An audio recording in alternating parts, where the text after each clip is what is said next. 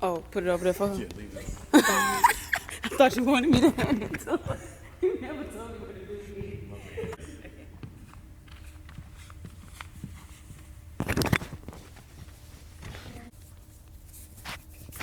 That's okay. What's up, y'all? This is Coach Kelly Ellison, and I'm on center court.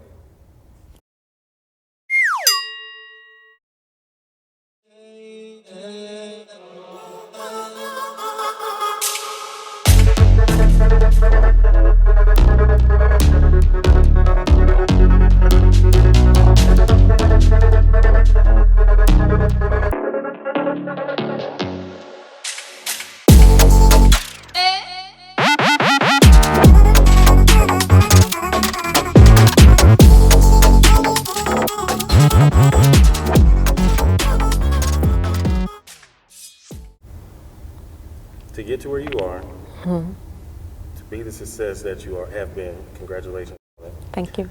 Can you talk about the climb and the road for us a little bit? Being a woman, because you're the first in your family to take this route, correct? Yes.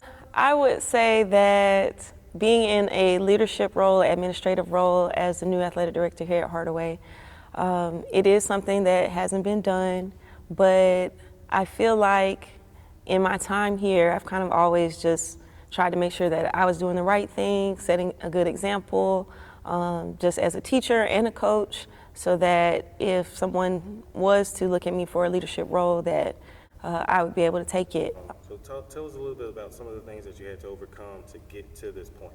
Some things I've had to overcome.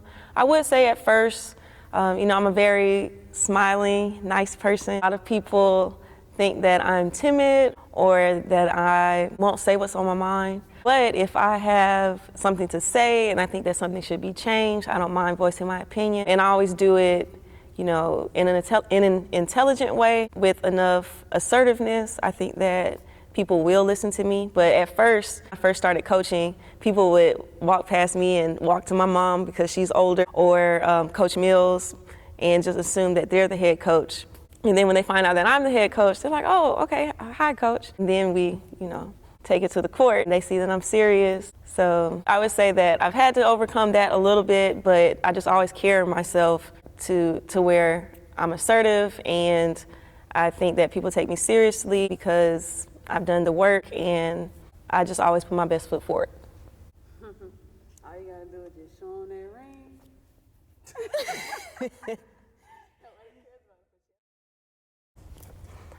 So I got my first question. When did you become a head coach and why? So I became a head coach in 2018, I believe. 15, 16, 17. Yeah, 2018.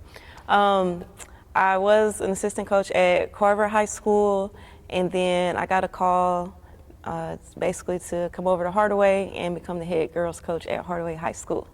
And why? Well, I just felt like I had a lot to offer, and I wanted to, just keep on coaching, teaching student athletes, and I was ready to have my own team. And I actually remember when I broke the news to the team that I was currently at, that I was going to go and take a head job. And it was sad, but I also knew that I had to move on. So, with knowing what you know now, what would you tell your first year head coach self? Ooh, what would I tell my first year head coach self?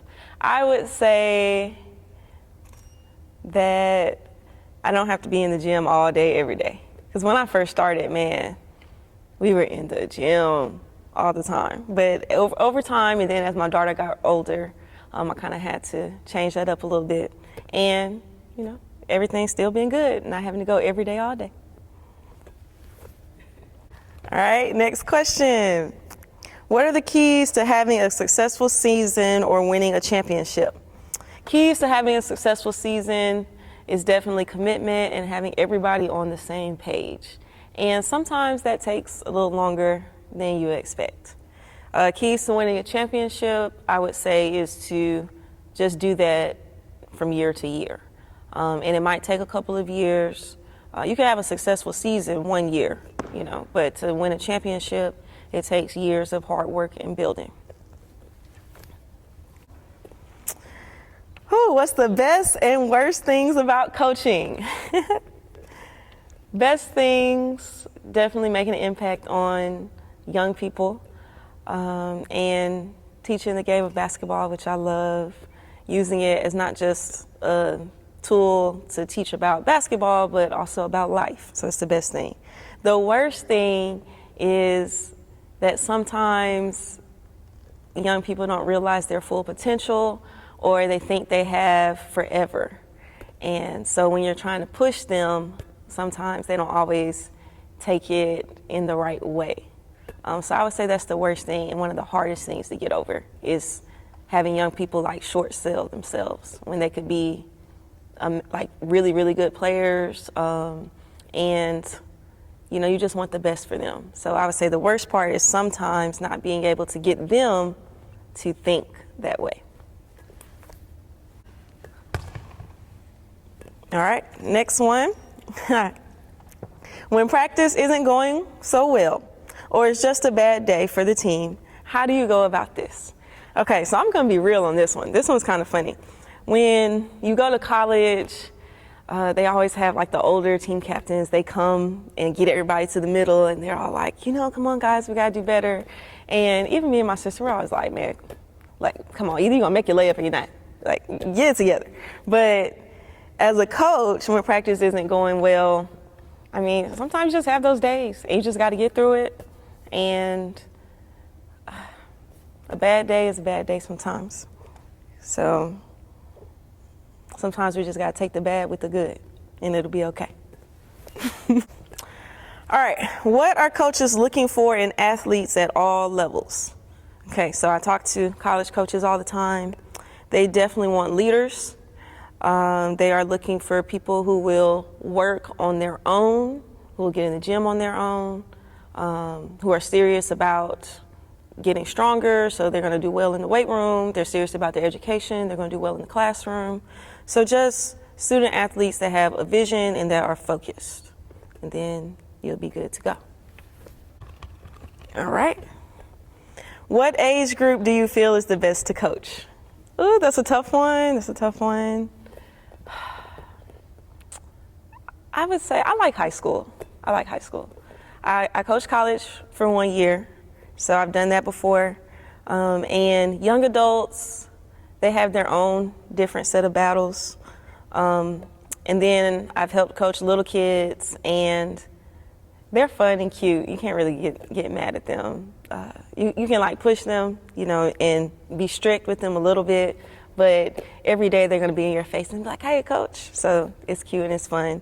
But I do like coaching high school because it's serious, but also not like college level where like you can get kicked out and go home. But for high school, we continuously work with them and try to get them ready for the real world. Okay. Letter to parents. Letter to parents. I guess if I had to give any tidbits to parents about how I feel, I would say just allow your coach to coach your kid hard, and never let your student athlete have like an off day or not an off day, but if they're like, oh, I don't feel like going to practice today, make them get their butts up and go to practice. They will be okay. Because in the long run, it'll pay off. So letter to parents, keep pushing your kids, and trust your coaches. What is your WNBA all-time starting five? Ooh, all-time starting five. Definitely got to go Candace Parker, Maya Moore, Diana Taurasi, she's just tough like that. Let's see, Diana Taurasi, Maya Moore, Candace Parker. Who else do I really like? I would go Skylar Diggins, just because she's a dog too. And I think I need another tall person. I guess I'm gonna go old school and just go with the Lisa Leslie. You know, gotta go with classic. Okay. And in general, how do you feel about parents coaching their child? Your thoughts? Ooh, this is a good one too. Because that's me, that's me. And I've talked to some friends about this. I don't know that I necessarily want to coach my child, but then again, you think about it and you say, hey, well, you know, you're gonna push them how they need to be pushed, but sometimes you just want to be a parent. I don't know, you just have to pray on it. But I don't see anything wrong with it, especially if you have a good relationship with your daughter or son, because they know that you're just doing the best that you can for them. So I don't see anything wrong with it, but I also understand if you don't want to because you want to keep a healthy balance. So I would say you could go either way. So that's my take. Kelly Ellison on Center Court. Thank you guys for having me, and had a great time. Thank you so much. That was fantastic.